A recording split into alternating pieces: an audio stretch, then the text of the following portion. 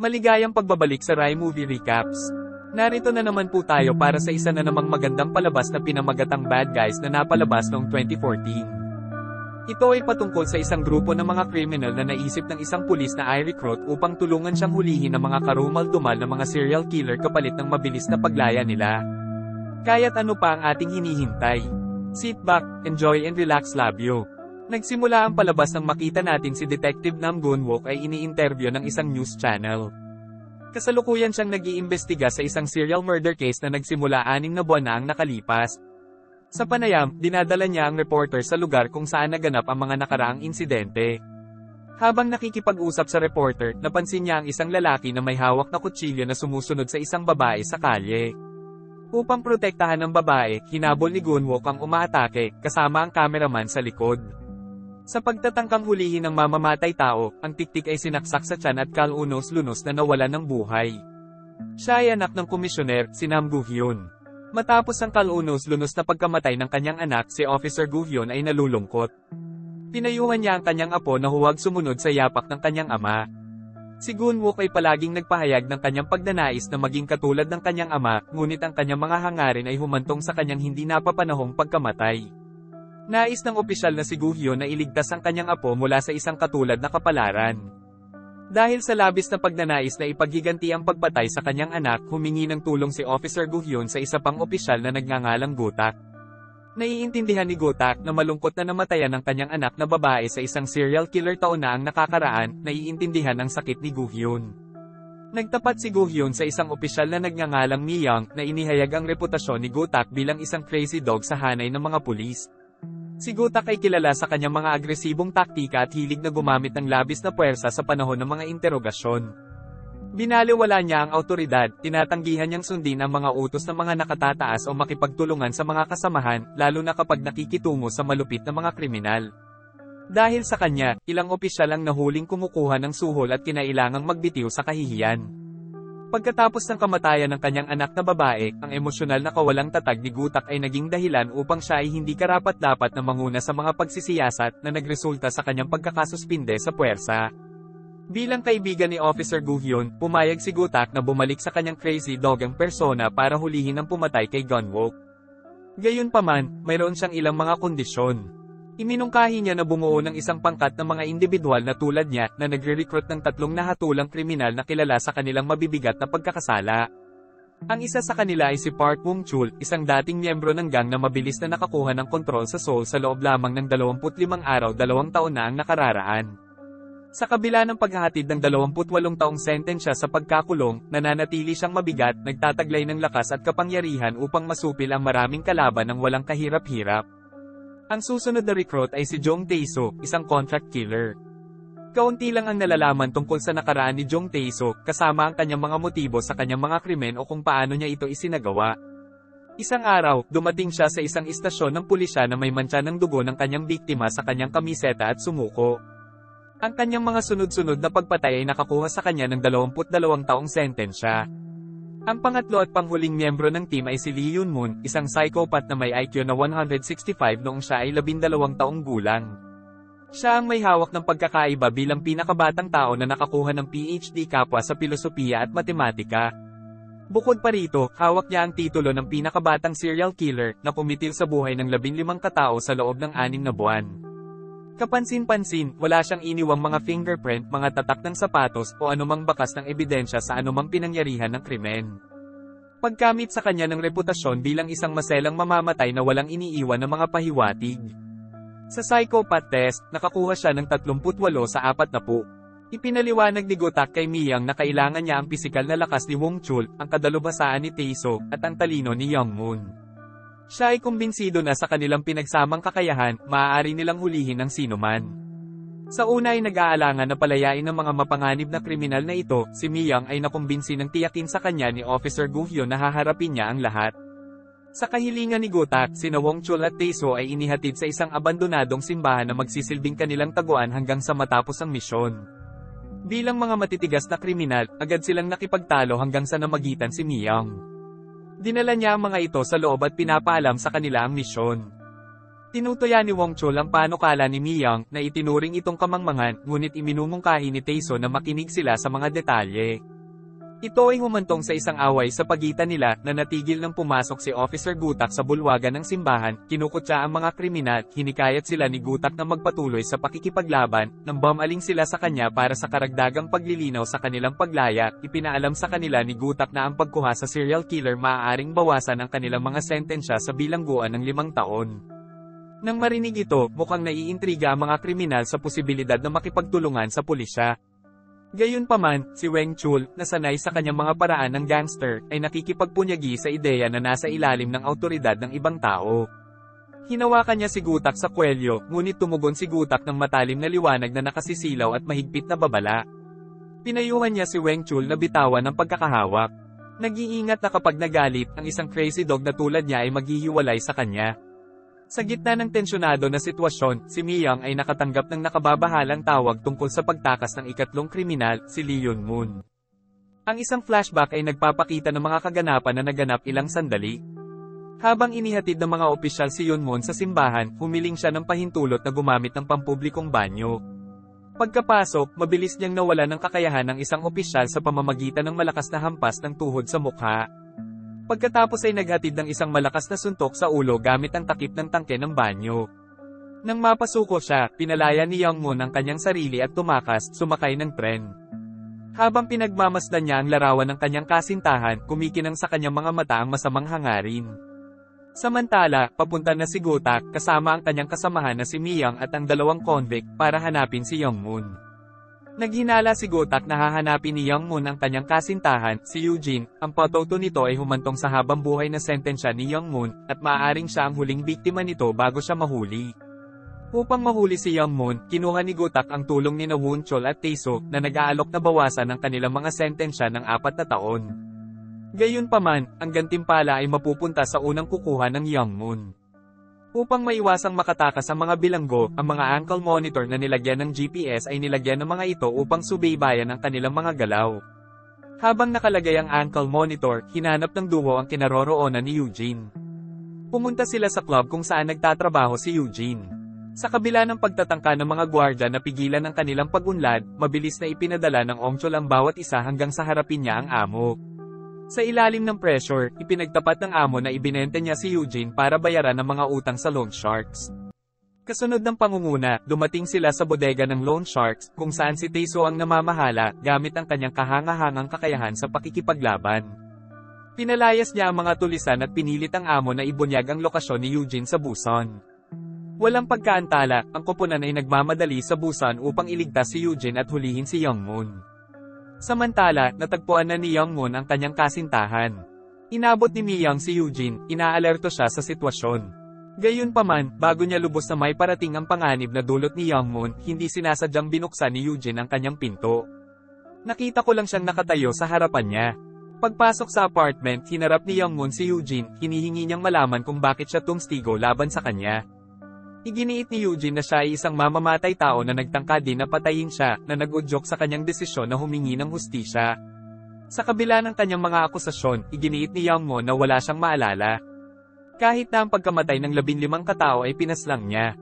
Inihayag ni Eugene na si Young-moon ay may kasaysayan ng pagkawala ng memorya. Naniniwala siya na nangyari ang lahat pagkatapos niyang masaksihan ang pagkamatay ng kanyang mga magulang. Kapag inakusahan siya ng pagpatay sa sarili niyang mga magulang, ang galit ni Young-moon ay nawala ng kontrol. Habang sinisimulan niyang sakal si Eugene, dumating si Gutak sa labas ng apartment at pinaputok ang kanyang baril sa lock na pilit na pumasok sa silid. Pinagbantaan si In-moon gamit ang kanyang baril, tinangka ni Gutak na supulin siya, ngunit tumanggi ang kriminal na umatras. Sa sumunod na pakikibaka, pinaputok ni Gutak ang kanyang sandata, na nag-udyok kay In-moon na protektahan si Eugene mula sa pinsala. Dahil dito, nagtamo si Young-moon ng tama ng baril sa kanyang braso. Mabilis na tumugon, tumakas siya sa apartment sa pamamagitan ng bintana at nagnakaw ng malapit na kotse upang makatakas. Sa panahon ng pagtugis, sinadyang ibangga ni Taesoo ang kanyang sasakyan sa sasakyan ni Young-moon, na nagdulot ng marahas na banggaan. Nang si Young-moon ay nawala ng malay dahil sa isang pinsala sa ulo, dumating si Wong Chul at naghatid ng isang tiyak na suntok. Bagamat pinigilan ni Taesoo si Young-moon, si Wong Chul ang nakahuli sa kanya. Pagkamit sa kanya ng ipinangakong pagbabawas ng 4 na taon sa kanyang sentensya ayon sa kasunduan. Pagkatapos makatanggap ng medikal na atensyon si Young Moon para sa kanyang mga sugat at dalhin sa simbahan, kinausap siya ni Gutak tungkol sa kaayusan. Hinikayat ni Gutak si Young Moon na maingat na isaalang-alang ang paliwanag ni Miyang tungkol sa misyon bago gumawa ng desisyon. Nang masabi ni Miyang, pinili ni Young Moon na makipagtulungan kay Gutak sa pagharap sa serial murder case. Nang gabing iyon, ipinagdiwang ng koponan ang pagsisimula ng kanilang misyon sa pamamagitan ng mga inumin, nangako na huhulihin ang serial killer na nambibiktima ng mga babae. Habang kumakain ang koponan, ang pumatay ay nasa gitna na ng panibagong pagpatay. Ang modus operandi, lokasyon, at ang maulan na panahon ay pawang tumuturo sa iisang salarin. Kapag natapos na ng pulisya ang kanilang inisyal na investigasyon, bibigyan ng access ang mga crazy dog sa pinangyarihan ng krimen habang dumadaan sa isang residential area. Humingi ng pahintulot si Tesoo kay Miyong na bisitahin si Senyang, isang babaeng minsang nagligtas sa kanya. Kasama ng isang tiktik, kumatok si Tesoo sa pinto, at natuklasan na wala na si Senyang doon. Dahil sa pag-aalala para sa kanyang kapakanan, si Tesoo ang kumukuha ng mga bagay sa kanyang sariling mga kamay. Nagnakaw siya ng kotse at dumiretso sa kanyang mentor na ipinagkatiwala niyang alagaan si Senyang. Gayunpaman, ibinunyag ng kanyang mentor na pinadalhan niya siya ng pera gaya ng itinagubili ni Tesoo. Ngunit hindi niya alam ang kanyang kasalukuyang kinaroroonan. Frustrated, hinawakan ni Taeso ang kanyang mentor sa kwelyo, hinihiling kay Yi na hanapin si Sonyang at tiyakin ang kanyang kaligtasan. Sa pag-alis ni Taeso, nakasalubong niya si Gutak na naghatid ng suntok sa kanyang mukha dahil sa pagtatangkang tumakas.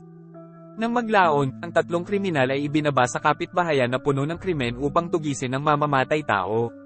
Habang sina Taeso at Young Moon ay independenteng nagsasagawa ng kanilang mga pagsisiyasat, gumamit si Wong Chul ng ibang diskarte. Siya ay pumasok sa opisina ng isang lokal na thug na kilala sa kanyang kaalaman sa lugar at gumawa ng karahasan upang pilitin ang kanyang pakikipagtulungan. Matapos ang isang araw ng paghahanap, wala ni isa sa kanila ang nakahanap ng pumatay. Bumalik sa kanilang hideout, inutusan ni Gutak ang mga kriminal na ibahagi ang kanilang mga natuklasan. Gayunpaman, ang bawat isa sa kanila ay nakatuon lamang sa pagiging unang makahuli sa mamamatay tao, hindi gustong magbahagi ng impormasyon. Tahasang sinabi ni Tesoo at Wong Chul na wala silang pakialam sa karagdagang mga casualty basta bawasan ang kanilang mga sentensya. Hindi tulad nila. Ibinahagi ni Young Moon ang mga detalye ng kanyang investigasyon. Ipinaliwanag niya na ang pumatay ay tumatama kapag umuulan dahil ang amoy ng dugo ay nagiging mas malinaw na nagtutulak sa kanya upang gumawa ng pagpatay at magpakasawa sa amoy ng dugo. Inamin ni Young Moon na ang kamakailang pagpatay na ito at ang iba pa noon ay hindi niya unang pagtatangka. Napagpasyahan niya na malamang na maraming mga nakatagong pagpatay kung saan pinahusay ng pumatay ang kanyang paraan ng pangangaso na pinatunayan ng katumpakan ng mga saksak. Sa makatuwid, dapat silang maghanap ng mga kaso na may madugong mga eksena sa krimen at mga pagpatay na hindi na isakatuparan upang matuklasan ang higit pang impormasyon tungkol sa pumatay. Sumasang-ayon si Gutak sa paniniwalang sa pamamagitan ng pagtuklas sa mga nakatagong pagpatay na ito, maaari silang makakuha ng mahalagang insight sa pagkakakilanlan ng pumatay. Bilang resulta, humingi ng tulong si Gutak sa kanyang dating kasamahan upang makuha ang mga file ng kaso ng pagpatay na naglalaman ng mga partikular na detalye na binanggit ni Young Moon. Matapos makuha ang mga file, natuklasan nila ang maraming kaso kung saan nanakit ang salarin sa tag-ulan. Sa bawat pagkakataon, ang mamamatay tao ay nakapasok sa harap ng pintuan at nagpatuloy na binugbog ang mga biktima hanggang sa mamatay gamit ang pipe wrench bago tumakas sa pinangyarihan. Sa lahat ng pinangyarihan ng krimen, may pare-parehong pattern, tumalsik ang dugo sa lahat ng dako at mga biktima na may mga marka ng karayom sa kanilang mga braso. Na nagpapahiwatig na ang pumatay ay gumuhit ng dugo mula sa kanilang mga walang buhay na katawan. Gayunpaman, 2 kaso ang lumabas kung saan nakaligtas ang mga biktima. Upang makakuha ng higit pang impormasyon tungkol sa mamamatay tao, nagpasya si Gutak na tanungin ang mga nakaligtas. Kasama ni Taeso, dumating sila sa isang apartment kung saan ang isa sa mga nakaligtas ay walang iba kundi si Sonyeon. Ang tagapagligtas ni Taeso, sa kabila ng pagkilala ni Taeso kay Sonyang, mukhang hindi niya ito nakikilala. Nang tanungin tungkol sa araw ng pag-atake, naalala ni Sonyang kung paano siya at ang kanyang anak na babae ay natutulog nang pumasok ang killer sa kanilang apartment. Akmang kikilos na siya, may bumagsak na patak ng tubig sa batang babae na nagpagising sa kanya. Nagulat siya nang makita ang isang lalaki sa itaas niya, napasigaw siya, na nagpaalerto sa kanyang ina, habang si Sonyang ay nakikipagbuno sa salarin. Ang kanyang anak na babae ay pinamamahalaang tumakas sa silid at pukawin ng iba pang mga residente para sa tulong. Sa takot na mahuli, napilitang tumakas ang pumatay nang hindi sinasaktan si Son Young. Kabaligtaran sa kwento ni Son Young, isa pang biktima ang nagkwento ng kanyang nakakapangilabot na karanasan kay Mi Young. Hindi tulad ni Son Young, nakikita siyang nanginginig. Nang gabing iyon, kalunos-lunos na nawala ang kanyang kapatid na babae sa kalupitan ng mamamatay tao, na paralisado sa takot habang nasaksihan niya ang pagkamatay ng kanyang kapatid. Hindi siya makagalaw. Pagkatapos ng malalang pag-atake sa kanyang kapatid, nilapitan siya ng mamamatay tao at bom-ulong, kung kailangan kong talunin siya, kailangan kong pumatay ng sabay-sabay. Kaya nga pinili ko ang lugar mo para makapatay ako ng 2 tao dito. Sa nakakakilabot na mga salitang iyon, nilaslasan niya ang mukha ng dalaga, ngunit himalang nakaligtas ito. Sa kasalukuyang araw, sa sandaling natapos gutak ang panayam ni Son Young at lumabas ng apartment, nananatili si Tae-soo upang tanungin kung bakit naninirahan ang babae sa ganoong lugar. Si Son Young ay nasaktan sa mga tanong. Nagiging malinaw sa kanyang kondisyon na wala siyang natatanggap na pera mula sa amo ni Tae-soo na dapat niyang ihatid buwan-buwan. Narinig ni Gutak ang pag-uusap ni Tae-soo kay Son Young. Nangunguna sa kanya para maghinala na baka pamilyar si Tae-soo sa babae. Sa araw na iyon, nagsagawa ng sariling investigasyon si Wong Chol kasama ang lokal na thug na si Chulju. Nang ipaalam sa kanya ni Gutak na ang salarin ay maaaring pumili ng mga kondado nang hindi nag-iiwan ng mga marka, agad na hinala ni Wong Chol ang locksmith sa lugar. Lumapit siya sa lalaki at nagsimulang magtanong tungkol sa kanyang trabaho. Sa kabila ng kanyang pagkadismaya, patuloy na sinasagot ng lalaki ang mga tanong hanggang sa hindi niya sinasadyang aminin na siya ang pumatay ng tanungin ni Wong Chol. Dahil oo ang sagot niya sa lahat ng tanong ni Wong Chol, hindi niya sinasadyang nasabi ng oo ang susunod. Nang marinig ang kanyang pag-amin, kinaladkad siya ni Wong Chol palabas ng shop at sinimulan siyang bugbugin hanggang sa makialam si Goktak, mahigpit na ipinagbabawal siyang saktan ng mga inosenteng sibilyan. Bumalik sa hideout, ina-update ni Nae Young ang team tungkol sa isa pang serial killer na nambibiktima ng mga babae tuwing maulan. Siya ay nahuli noong 1 taon matapos ang kanyang ika-23 na biktima. Nang siya ay arestuhin, sinabi niya sa pulisya na gusto niya ang amoy ng dugo, na pinakamalakas kapag umuulan, kaya nahihirapan siyang pigilan ng pagnanasa na pumatay ng 1 tao. Dahil ibinulong ng bagong pumatay sa babae ang tungkol sa gusto niyang bugbugin ng 1 tao, pinaghihinalaan ni Nae Young na ito ang serial killer, at ito ay si Dong-soo, balak niyang talunin. Kung nilalayo niyang malampasan si Dong-soo bilang nangungunang serial killer sa bansa, kakailanganin niyang pumatay ng 2 pang tao. Sa sandaling iyon, dumating si Detective Kim sa simbahan na may mga karagdagang file ng kaso ng pagpatay para suriin ng team. Nang buksan ni Mio ng unang file, napansin niya na ang bagong serial killer ay nagtatarget ng mga nakaligtas sa kanyang mga naunang nakatagong pagpatay. Habang nagsisimula ng bumuhos ang ulan, kumikilos ang koponan upang pigilan ng salarin na pumatay ng isa pa kapag naubusan ng sigarilyo si Wong Chol. Pumasok siya sa isang tindahan para bumili. Gayunpaman, habang nagbabayad siya, napansin niya ang dugo sa kanyang kamay. Naalala niya ang naunang pakikipagtagpo niya sa isang estranghero sa pagpasok sa tindahan. Nang may maramdamang kainahinala, sinundan niya ang lalaki at inalertuhan ng iba tungkol sa kanyang kinaroroonan. Habang hinahanap ang pumatay, lumabas ang salarin mula sa isang eskinita at sinubukang saksakin si Wong Chol. Ngunit nagawa ni Wong Chi na pigilan ng pag-atake gamit ang kanyang kamay. Sa una ay nakakuha siya ng mataas na kamay sa pamamagitan ng pagsuntok sa pumatay, ngunit pagkatapos ay nabawi siya habang gumanti ang killer na hinampas siya ng wrench sa ulo. Pagdating sa bahay ay naglinis ng damit ang salarin at binuksan ng hawakan ng kutsilyo.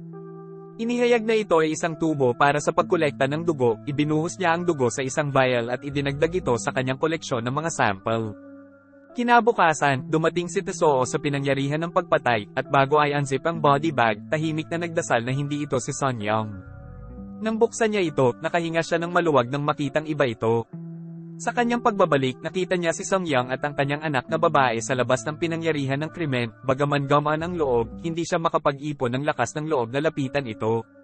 Noong gabing iyon, nakatanggap si Gutak ng tawag mula sa forensic department na ipinaalam sa kanya na nakita nila ang mga fingerprint ng salarin sa katawan ng pinakabagong biktima. Nakakagulat, ang mamamatay tao ay walang iba kundi si Chulju, ang lokal na thug, bagamat mariin niyang itinatanggi ang mga akusasyon, na pinagmamasdan ang takot at pagkabalisa ni Chulju sa ilalim ng atensyon ng media. Napagtanto ng mga crazy dog na hindi siya maaaring maging serial killer. Sa halip na magpakita ng galit sa kanyang kawalan ng kakayahan na malampasan ang kanyang karibal, si Shoujo ay kitang-kitang nanginginig sa takot na nagpapahiwatig ng kanyang pagiging inosente. Sa pagsisimula ng ulan, agad na hinanap ni Tetsuo si Son Young na pagtantong nasa panganib ang kanyang buhay kung ang tunay na pumatay ay wala pa rin. Samantala, nasasaksihan namin ng parehong locksmith na papalapit kay Son Young habang papauwi siya. Nag-aalok siya noong una na tumulong sa kanyang mga pamilihan, ngunit pagkatapos ay ibinunyag niya ang kanyang tunay na pagkakakilanlan kapag tinanggihan niya ang kanyang tulong. Siya nga ang pamatay na nagtatarget ng mga babae kapag umuulan. Hinahampas si Son Young sa ulo gamit ang isang wrench, naghanda siyang saksakin siya ng kanyang kutsilyo. Gayunpaman, bago pa siya makakilos, dumating si Taeso, at marahas siyang pinasuko. Gusto niyang wakasan ang buhay ng pumatay, ngunit pinigilan siya ni Gutak na namagitan sa pamamagitan ng pagbaril sa kanya sa braso. Mabilis na dumating ang mga pulis at nahuli ang pumatay. Nagpahayag ng pasasalamat ang opisyal na si Gu-hyun kay Gutak sa pagdakip sa pumatay sa kanyang anak. Hinarap ni Taeso si Gutak sa simbahan. Galit na sinakaw siya at humihingi ng mga paliwanag sa paggamit ni Songjong bilang pain. Napag-alaman na si Gutak ay hindi nakatanggap ng tawag mula sa forensic department tungkol sa mga fingerprint ng pumatay. Sinadya niyang arestuhin ng lokal na thug sa pag-provoke sa tunay na mamamatay tao, alam niyang magagalit ang salarin kapag may ibang taong kumikilala sa kanyang mga krimen. Sinadya ni Gutak ang killer. Pag-uudyok sa kanya na kumilos at pagkatapos ay maglagay ng bitag sa eksena gamit si Songjong bilang pain. Samantala, tinanong ni Jungmoon ang locksmith at nadiskubre na 22 katao lang ang napatay niya. Ang kabuuang bilang ng namamatay ay nasa 23. Ngunit itinanggi ng pumatay ang responsibilidad para sa isa sa mga babae. Iminumungkahi ng paghahayag na ito na maaaring may isa pang mamamatay tao sa lungsod. Bago mas malalim ang pagsasaliksik ng teenager sa paghahayag na ito, dumating si Detective Kim kasama ang mga opisyal upang i-escort ang mga crazy dog pabalik sa bilangguan. Pakiramdam na pinagtaksilan, ang mga kriminal ay dismayado dahil direktang ipinadala sila ni Gutak sa kulungan nang hindi binabawasan ng kanilang mga sentensya. Pagkaraan ng ilang araw, pinagsabihan ni Commissioner Gu-hyun ang kanyang nasasakupan. Isang batang babae ang pinatay sa kanyang presinto, at sa kabila ng kanyang pagtawag sa pulisya para sa tulong bago mamatay, dumating ang mga katulong makalipas ang 4 na oras, na pagtantong kailangan niyang muli ang mga crazy dog upang mahuli ang pumatay. Tinawag ni Gu-hyun si Gutak at inutusan siyang tipunin ang koponan. Nakilala ni Gutak ang mga kriminal sa bilangguan, sa kabila ng kanilang galit kay Gutak dahil sa pagtataksil sa kanila noon. Nag-aatubili silang sumang-ayon na tulungan siya sa isa pang kaso, umaasang tutuperin niya ang kanyang salita sa pagkakataong ito. Ang Crazy Dogs ay nagtitipon sa abandonadong simbahan, kung saan isiniwalat ni Miyang na sila ay magiging mga miyembro ng Seoul Police Special Crime Investigation Unit. Ang kanilang gawain ay imbestigahan at lutasin ang mga kaso na hindi magawa ng mga frontline officer sa iba't ibang dahilan. Kapag nahuli na nila ang salarin, babalik sila sa bilangguan. Gayunpaman, kung ang pulisya ay nangangailangan ng kanilang kadalubhasaan para sa isa pang kaso, sila ay palalayain at muling isa sa kilos. Sa bawat mahuhuling kriminal, ang kanilang mga sentensya ay mababawasan, at kapag ang kanilang sentensya ay umabot sa 0, sila ay bibigyan ng kalayaan gaya ng ipinangako. Walang pagkaantala, ang koponan ay inihatid sa kapitbahayan kung saan nangyari ang pagpatay. Ipinaliwanag ni Miyang ang mga crazy dogs sa kung ano ang natuklasan ng pulisya sa ngayon. Pauwi na ang biktimang si So Young pagkatapos ng kanyang shift nang sunggaban siya ng salarin na si Yang Se-chul at nawala ng malay. Nagawa niyang dukutin siya at ikulong sa loob ng 3 minuto na nagpapahiwatig na sinusubaybayan niya ang mga galaw nito malapit sa kanyang tirahan. Bukod pa rito, iminumungkahi ng kanyang katumpakan na hindi ito ang kanyang unang pagkakasala. Nang ihatid siya sa kanyang tahanan, pinaulanan siya ng matinding pambubugbog hanggang sa muling mawala ng malay. Kasunod nito, kinaladkad niya siya sa banyo, kung saan siya namatay. Kung saan brutal niyang pinatay siya at hiniwa ang katawan nito sa mahigit 300 piraso. Nararamdaman ni Gutak at ng Crazy Dogs na may mali. Kung alam ng mamamatay tao na tumawag ang babae sa mga pulis, hindi sana siya nag-aksaya ng oras sa paghihiwalay ng katawan nito sa 300 piraso. Ibinunyag ni Gutak na ipinaalam sa kanya ng forensic department na hindi pa bata ang natagpo ang bangkay, ngunit isa pang batang babae na kinilalang si Jane Doe. Bukod dito, nawawala ang mga organo ng biktima na nagpapahiwatig na ito ay isang senaryo ng trafficking ng organ. Habang pinapaliwanag ito, napansin ni Gutak ang mga marka sa sahig na nagmumungkahi na may nadrag. Sa karagdagang pagsisiyasat, natuklasan niya ang isang nakatagong refrigerator na puno ng mga bahagi ng katawan ng tao. Kinukumpirma ng paghahayag na ito sa team na may kinakaharap silang kasong organ trafficking at kung hindi pa napakabata ng pumatay, maaaring buhay pa siya. Bago mahuli ang kriminal, ang koponan ay inuuna ang pagtiyak sa kaligtasan ng dinukot na batang babae. Samantala, ipinaalam ni Churchill sa kanyang kliyente na ang produkto ay sariwa pa na nagpapahiwatig na siya ay buhay. Nang walang pag-aaksaya ng anumang oras, kumikilos ang mga crazy dogs. Ni-review ni Mi Young at Jong Moon ang CCTV footage ng kalye. Natuklasan ng isang bagay na kakaiba, nakita ng isang lalaki si So Young na dinukot ni Churchill na nagmumungkahi na maaaring siya ang kasabwat ng mamamatay tao. Sa ibang larangan, nakatagpo ni Gutak ang isang tiwaling tagayusig na kilala sa pagtanggap ng mga suhol mula sa mga organisasyong kriminal, sinasamantala ang pagiging lasing ng tagayusig. Pinawalan siya ng kakayahan ni Gutak at kinuha ang lokasyon ng organ trafficking ring na nasuhulan sa kanya. Samantala, si Gutak ay si Tesoo ay namagitan sa isang tindahan ng serbisyo sa telepono na hinarap at pinasuko ang mga magnanakaw bago ibinaling ang kanyang atensyon sa may-ari ng tindahan. Nagtatanghal ng burner phone na nakuhang muli mula sa pinangyarihan ng krimen, pinindot ni Tesoo ang may-ari ng tindahan upang ibunyag ang impormasyon tungkol sa gumagamit nito. Dahil sa takot sa kanyang buhay, ibinigay ng lalaki kay Tesoo ang lokasyon ng isang gang na kilala sa pagrerehistro ng mga burner phone at pagsali sa human trafficking. Samantala, muling humingi ng tulong si Wong Chol sa lokal na thug na si Cholju. Nag-aatubili, tumawag si Cholju sa isang dealer ng organ na nagkukunwaring interes na ibenta ang kanyang kidney. Di nagtagal, nakilala ng isang miyembro ng organ trafficking ring si Cholju sa kalye at ini-escort siya sa isang lokasyong kontrolado ng isang gang. Bago makapagpatuloy ang mga magnanakaw sa kanilang operasyon, nakialam si Wong Chil na inutusan silang itigil ang isang awayan sa pagitan nila. Sa kabila ng matinding lakas ni WG, nakipaglaban siya sa napakaraming mga tulisan. Nang malapit na siyang ma-overwhelm, dumating ang Gutak na may hawak na silindro ng gas at lighter na nagbabantang mag-apoy sa lugar na hinihingi niya. Nanlamig ang pagsisiwalat ng may-ari. Kung saan, nataranta, ibinunyag ng thug ang address ng workshop kung saan nagpapatakbo si Churchill.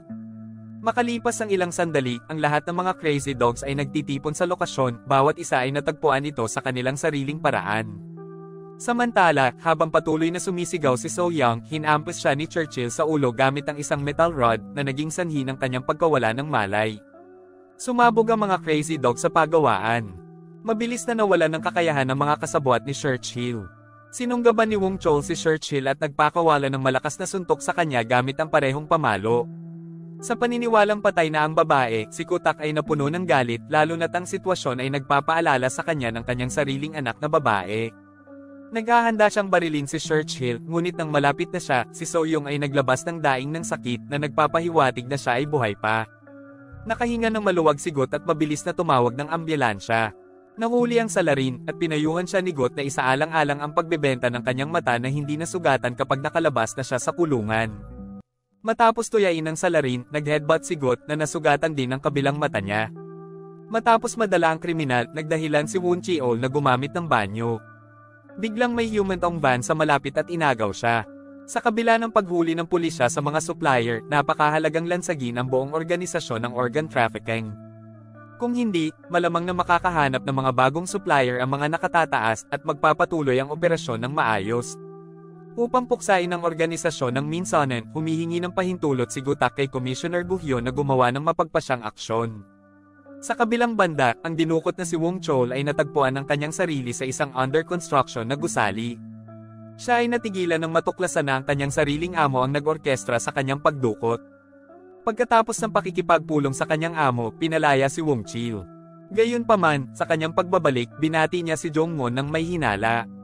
Nang magtanong si Gutak tungkol sa kanyang kinaroroonan, sinabi ni Wong Chil na naligaw siya sa kakahuyan sa kabila ng kanyang ankle monitor na nagpapahiwatig ng iba.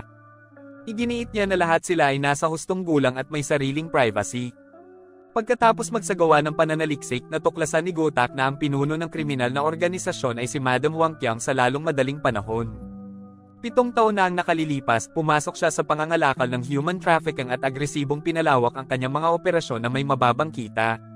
Sa kasalukuyan, walang makakasali sa human trafficking sa Seoul nang hindi dumaan sa kanya. Tinanong ni Niyong ang isa sa mga dealer tungkol sa kinaroroonan ni Madam Huang, ngunit tumanggi siyang makipagtulungan sa isang babaeng opisyal. Pumasok si Tesoo para isagawa ang interogasyon sa kanyang paraan. Sa simula ay magalang, tinanong ni Tesoo ang dealer tungkol kay Madam Huang, ngunit nang tanggihan niya ang kaalaman, sinaksak ni Tesoo ang kanyang kamay gamit ang panulat. Sa kabila ng sakit, nananatiling matatag ang lalaki. Tinusok ni Tesoo ang isa pang panulat sa pamamagitan ng kanyang kamay. Gayunpaman ayaw pa ring magsalita ng dealer. Sa wakas, habang nagbabanta si Taeso na sasaksakin ang ikatlong panulat sa kanyang leeg, pumayag ang dealer na makipagtulungan. Matapos makuha ang kinakailangang impormasyon, naghanda ang mga crazy dogs sa pagsalakay sa gusali ni Madam Huang. Gayunpaman, dahil sa kanyang impluwensya sa maraming pulis, dapat silang magpatuloy ng patago. Ang koponan lang, si Commissioner Gu Hyun, isang opisyal na si Cha ng SWAT team ang nakakaalam tungkol sa operasyong ito.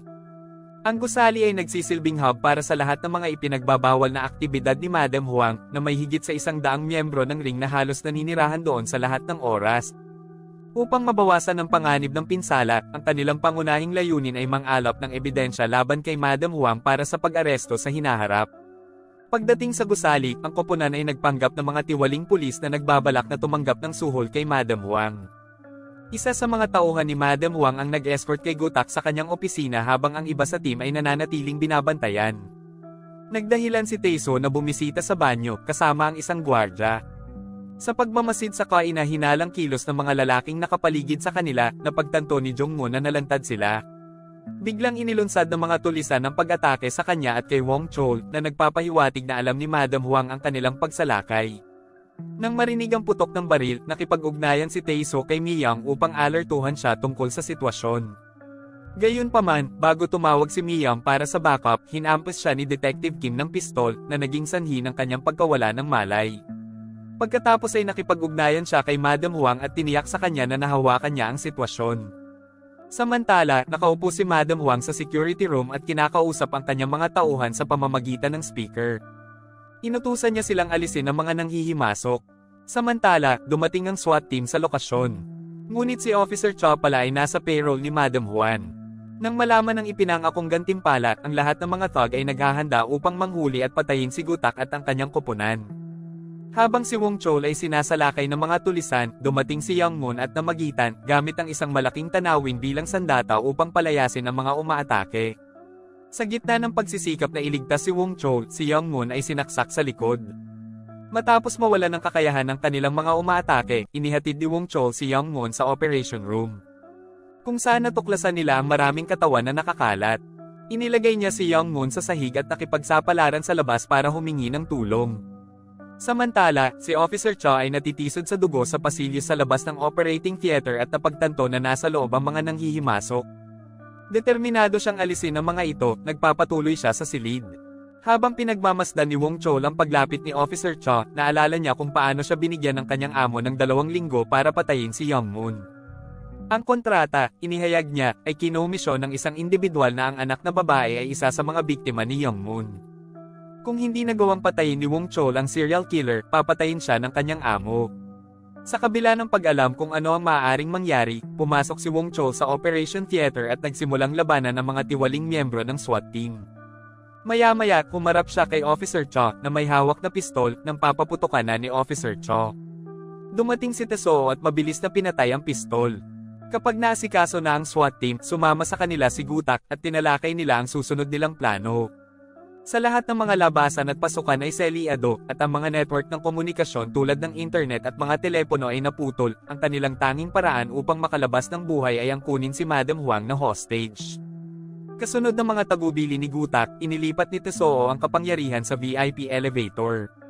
Pinahihintulutan sina Gutak, Wong Chol, at Young Moon na direktang makapasok sa opisina ni Madam Huang, habang dinadala ni Detective Kim si Miyang sa kagubatan upang ilibing siya ng buhay. Nagawa niyang palayain ng sarili at mawala ng malay ang Tik-Tik. Pagkatapos, tinawagan niya si Commissioner Gu Hyun para sa backup. Samantala, kinuha ni Gutak na hostage si Madam Huang, dahilan para umatras ang mga magnanakaw. Gayunpaman, sa pagtataka ng lahat, si Madam Huang ay nagsalita at nag-alok sa kanyang mga tauhan ng deal. Sinabi niya na hindi siya natatakot na mamatay, at idinagdag na ang sinumang pumatay sa mga nanghihimasok ay magiging susunod na boss ng organisasyon. Nang marinig ito, sabay-sabay na sinasalakay ng lahat ng lalaki sa gusali si Gutak at ang Crazy Dogs. Kahit na ang Crazy Dogs ay higit sa bilang, sila ay lumalaban ng mabangis, ngunit sa huli, bawat isa sa kanila ay nasugatan na nagpapakitang hindi sila makakalabas ng gusali ng buhay. Tulad ng mga bagay na mukhang malungkot, backup na dumating. Nilusob nila ang gusali, habang tinutukan ng baril ang mga tulisan, pinilit silang palayain si Gutak at ang kanyang mga tauhan. Gutak ay nakadama ng isang alon ng kaluwagan dahil sila ay nagbitiw sa kanilang sarili hanggang sa kamatayan. Inaresto si Madam Huang at tuluyang nabuwag ang organ trafficking organization. Kasunod ng matagumpay na pagkumpleto ng misyon, magkasamang hinarap ni Gutak at ng Crazy Dogs ang marami pang ibang kaso. Isang araw, nakatagpo ni Tae-soo si Sun-young sa isa sa kanyang madalas na pagbisita sa ospital. Sa kanilang pag-uusap, inihayag ni Sun-young ang kanyang pagnanais na makilala ang pumatay sa kanyang asawa na pinigilan ng mga pulis. Ipinahayag niya ang kanyang nais na tanungin kung bakit niya pinatay ang kanyang asawa na hindi sangkot sa anumang gawaing kriminal. Dahil sa pagkabalisa, tinanong ni Tae-soo kung maaari niyang patawarin ang mamamatay tao kung talagang pinagsisisihan nito ang kanyang ginawa. Mahigpit na sinabi ni Sun-young na ang pagpatay ay hindi isang pagkakamali ngunit isang krimen at ang mga ganitong krimen ay hindi mapapatawad. Habang nagmumuni-muni si Tae-soo sa kanyang mga aksyon, ipinahayag na siya ang pumatay sa asawa ni Sun-young. Bumalik sa simbahan, ibinahagi ni Youngmoon kay Gutak ang mga detalye ng kanyang pagsisiyasat sa isang bagong kaso. Ayon sa kanyang natuklasan, gumamit ng double-barrel shotgun ang pumatay sa isang mass shooting na kumitil sa buhay ng 6 na tao. Gayunpaman, mayroong isang makabuluhang paghinto sa pagitan ng ika-5 at ika-6 na shot na nagpapahiwatig na ang sniper ay sadyang pinili ang huling biktima. Dalawang katulad na kaso ang naiulat. At sa parehong pagkakataon, ang ika-6 na biktima ay nagtrabaho sa isang kumpanyang tinatawag na Samjin Electric. Higit pa rito, sa parehong mga kaso, ang unang biktima ay isang mahal sa buhay ng huling biktima na nagmumungkahi na tiniyak ng sniper na ang nilalayong target ay hindi aalis sa eksena kapag nakita ang kanilang mahal sa buhay na pinatay. Sa pamamagitan ng CCTV footage, nakita ni Myung ang taxi sa parehong pinangyarihan ng krimen. Sinundan ni Wong Chol ang kotse, at nang huminto ito sa isang intersection, nahuli niya ang salarin. Gayunpaman, nakarinig siya ng putok ng baril sa malapit. Ibinunyag na maling lalaki ang nahuli niya, pinuntirya na ng killer ang susunod niyang biktima. Nagmamadaling pumunta sa eksena, nahanap ni Wong Chol ang pumatay na pinupuntirya ang kanyang huling target. Bago siya makialam, ang ika-6 na biktima ay binaril at patay. Habang naghahanda ang mamamatay tao upang muling magpaputok, siya ay sumisigaw, "Bakit mo ginawa iyon sa amin?" Isinasaad na mayroong higit sa isang taga-baril sa malawakang pagpatay na ito. Hinabol ni Wong Chol ang pumatay ngunit napigilan ito ng isang sugatang biktima na humihingi ng tulong. Sa sandaling iyon, dumating ang kanyang amo, si Du Guang, at ipinaalam kay Wong Chol na lumipas na ang deadline para patayin si Youngmoon. Pagkasabi nito, dinala niya si Wong Chol sa kanyang hideout. Samantala, dumating si Gutak sa pinangyarihan ng krimen at nalaman na 5 ang nasugatan habang ang isa ay patay. Humingi ng tulong si Tae-soo sa kanyang kinakapatid na kapatid, si Hyun-woo, upang tanton ang shooting range kung saan nanakaw ang isang double-barreled na baril. Ibinunyag ni Hyun-woo na nanalo siya sa contract killing business, ngunit binali ni Jang-sok ang kanyang binti bilang parusa. Mukhang nagkaroon din ng mga isyu si Tae-soo kay Jang-sok dahil isiniwalat niya na nakipagkasundo silang hindi na magkikita muli at kung magkikita sila, isa sa kanila ay mamamatay kaagad. Matapos batiin si Hyun-woo sa kanyang bagong buhay kasama ang kanyang kasintahan, umalis si Tae-soo. Habang papunta siya sa hideout, nakatanggap siya ng tawag mula kay Wong Cheol na nagbahagi ng mga huling salita ng pumatay bago ang huling pagpatay. Hindi magawang ituloy ang kaso mismo, hinimok ni Wong Cheol si Tae-soo na hulihin ang salarin sa anumang paraan. Nang maglaon, nilapitan si Tae-soo ng isang dealer na gustong kumuha sa kanya para sa isang hit na trabaho, at ang target ay si Youngmoon. Sa kabila ng mapang-akit na alok ng double pay, tinanggihan nito ni Tae-soo na wala sa laro. Nang subukan ng dealer na makialam, mabilis na ibinaba ni Tae-soo ang kanyang mga tauhan. Sa kasamaang palad, nahuli siya ng mga pulis na nagpapatrolya sa labas na ikinulong sa kulungan dahil sa away. Kapag binisita siya ni Gutak, ibinibigay sa kanya ni Tae-soo ang address kung saan nanakaw ang isang baril. Bukod pa rito, siya si Chol. Sa isang pagkakataon, inuuna ni Tae-soo at Wong Chol ang pagliligtas ng mga inosenteng buhay kaysa sa pag-iisip tungkol sa pagbabawas ng sarili nilang mga pangungusap. Nang wala na si Wong Chol, nananatili sina Gutak at Youngmoon para i-crack ang kaso. Pagdating sa shooting range, natuklasan ng mag-asawa ang CCTV footage na nagpapakilala sa mga salarin, sina Myung-jin at Chang-sik. Parehong dating manggagawa sa Samjin Electric, mabilis kumilos si Youngmoon, ni-raid ang apartment ni Changsik at dinakip siya. Sa panahon ng interogasyon, inamin ni Young Chansik na si Myungjin ang nag-orkestra sa mga pagpatay at pinilit siyang pumasok sa huling pagbaril.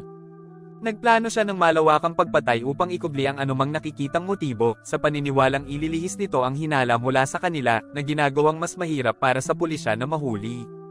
Alinsunod sa kanilang pamamaraan, mayroon pang isang target na natitira. Gamit ang intel na ito, si Kotak ay nagtatakda ng isang bitag. Ginagamit ang target bilang pain para akitin si Myungjin.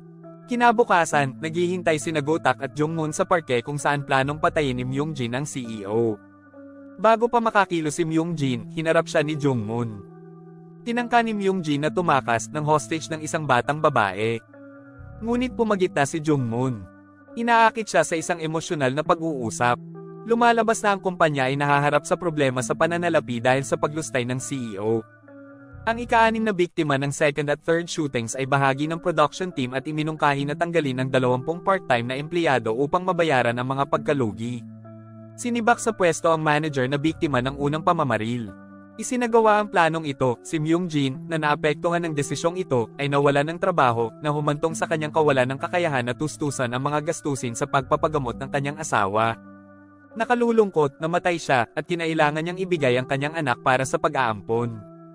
Kinikilala ni Jungmoon ang sama ng loob ni Myungjin sa kanyang mga kasamahan, pag-unawa sa kanyang sakit, gayunpaman, binibigyang diin niya na hindi nito binibigyang katwiran ang pagkuha ng mga inosenteng buhay, dahil nahaharap din sila sa mga pakikibaka na katulad ng sa kanya. Sa isang sandali ng kahinaan, dinisarmahan ni Jungmoon si Myungjin. Si Kotak, kasama si Myung at iba pang mga opisyal, ay dumating upang hulihin si Myungjin. Bukod pa rito, inaresto ang CEO dahil sa pang-hold up. Nang maglaon, nakatanggap si Gotak ng tawag mula kay Prosecutor J1 na humiling ng isang pulong. Alam ni J1 ang Special Crime Investigation Unit at nagpahayag ng interes na sumali sa kanila. Ipinaliwanag niya na nais niyang tiyakin na ang lahat ng narestong kriminal ay makakatanggap ng kaukulang parusa. Habang sila ay napupunta sa opisina ng taga-Yusig. Nang tanggihan ni Gotak ang kanyang kahilingan na sumali sa team, inihayag ni Jaewon ang kaalaman tungkol sa mga kriminal sa Special Investigation Unit at ang kanilang mga koneksyon sa nakaraan ni Gotak. Pinayuhan niya si Gotak na muling isaalang-alang ang kanyang alok na nagpapahiwatig na maaaring may magkaparehong benepisyo sa kanilang pakikipagtulungan. At dito na nga nagtatapos ang palabas natin para sa araw na ito. Maraming salamat sa panunood.